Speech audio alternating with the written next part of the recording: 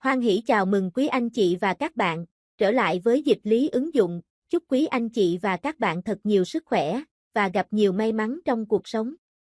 Trong nội dung video hôm nay, dịch lý ứng dụng xin chia sẻ về phong thủy, cây kiểng trong căn nhà của bạn quan trọng như thế nào? Và môi trường bên ngoài căn nhà có cát lành hay không? Hầu như chúng ta ai cũng biết, cây xanh có tác dụng thanh lọc làm sạch không khí, cung cấp oxy cho con người, tạo bóng mát, bảo vệ con người khỏi tia cực tím, vân vân. Trong phong thủy, ngoài việc sắp đặt bố trí những vật phẩm khác, thì cây xanh cũng xếp một vai trò khá quan trọng không thể thiếu trong việc bố trí hóa giải phong thủy nhà ở. Việc bố trí cây xanh trong nhà theo phong thủy giúp cho việc tụ khí ở những nơi có bố trí cây xanh nhằm tạo ra nhiều năng lượng tốt cho căn nhà. Tuy nhiên cần phải bố trí đúng nơi đúng vị trí theo phong thủy của căn nhà thì mới mang lại hiệu quả tối ưu nhất. Nếu bố trí không đúng thì nguồn năng lượng trong căn nhà sẽ bị đảo lộn, gây tác động xấu cho mọi người trong gia đình. Các loại cây xanh để cải biến phong thủy của mình, làm cho nó phong sinh, thủy khởi. Có thể sử dụng các loại cây trồng đơn giản để đạt được mục đích cải biến phong thủy, hơn nữa còn làm đẹp cho môi trường xung quanh, tốt cho không khí. Cây trồng được phân thành 5 loại lớn mang tính kim, mộc, thủy, hỏa, thổ. Căn cứ vào quan cảnh nhà và phong thủy mỗi người mà có sự lựa chọn loại cây trồng thích hợp. Kim, hợp với những loại cây hoa có màu vàng. Trong đó, thích hợp nhất là cây phát tài, sơn trúc, cam. Mộc, hợp với những có màu xanh và phải chọn loại cây trồng xuống đất, mang ý nghĩa phát, ví dụ, cây bảo thạch, trúc nhật. Thủy, hợp với những cây được trồng bằng nước nên đựng trong bình có màu xanh, bằng kính trong suốt, ví dụ như vạn niên thanh, trúc khai vận. Hỏa, hợp với những cây đơm hoa kết trái, nên trồng trong bồn hoặc chậu có màu đỏ. Ví dụ, lan hồ điệp, hoa phong tiên.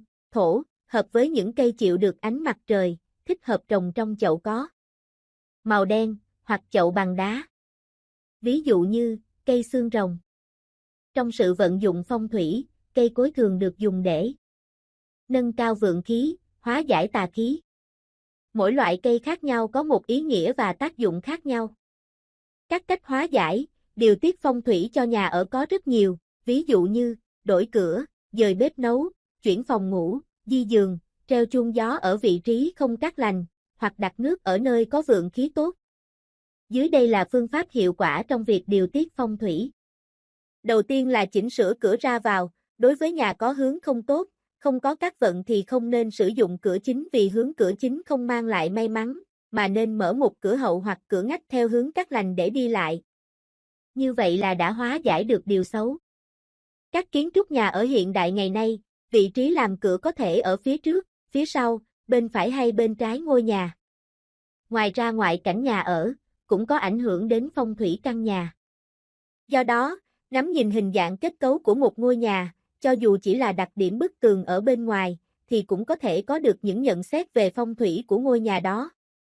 Họa tiết hoa văn đơn giản, phóng khoáng thể hiện sự bình yên, cát lành. Do đó, các hoa văn kiến trúc phải đẹp, sáng láng mới tăng thêm hiệu quả an lành, hòa phúc. Màu sắc của tường phải thích hợp và đồng bộ với ngũ hành của ngôi nhà. Có như vậy mới tạo ra một lực mạnh mẽ, toát ra từ bên trong ngôi nhà. Màu sắc của tường không nên có nhiều hơn 2 màu. Cửa chính của những tòa nhà lớn hay nhà riêng đều phải đáp ứng được yêu cầu về không gian. Đó là không gian phải sáng sủa, nhiều sinh khí, hấp thu được đầy đủ ánh sáng mặt trời, thể hiện được chiều hướng phát triển và nhiều cơ hội mới.